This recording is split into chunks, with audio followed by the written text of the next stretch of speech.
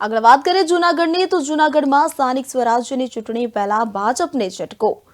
ચોરવાડ શહેરમાં સ્થાનિક સ્વરાજ્યની ચૂંટણી પહેલા ગાબડું તો ધારાસભ્ય વિમલ ચુડાસમાએ કાર્યકરોને ખેસ પહેરાવ્યા। ભાજપના 100 થી વધુ કાર્યકરો કોંગ્રેસમાં જોડાયા છે તો જૂનાગઢમાં સ્થાનિક સ્વરાજ્યની ચૂંટણી પહેલા જ ભાજપને ઝટકો લાગ્યો છે। ભાજપના 100 થી વધુ કાર્યકર્તાઓ કોંગ્રેસમાં જોડાયા।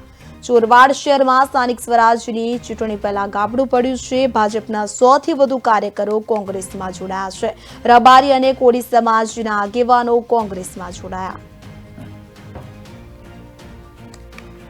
જૂનાગઢમાં સ્થાનિક સ્વરાજ્યની ચૂંટણી પહેલા ભાજપને ઝટકો।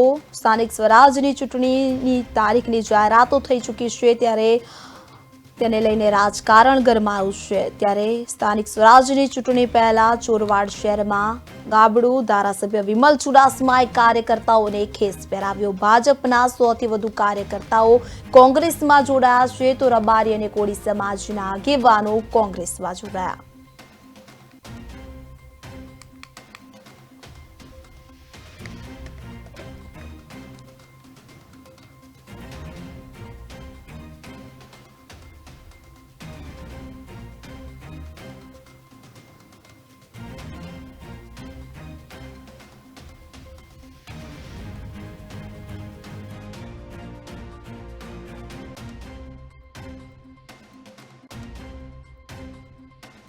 ભારતીય જનતા પાર્ટીને અલવિદા કહી અને કોંગ્રેસ પાર્ટીમાં જોડાણા અને કાયમી કોંગ્રેસ પાર્ટીના તમામ 4 લોકો સભ્ય બન્યા છે।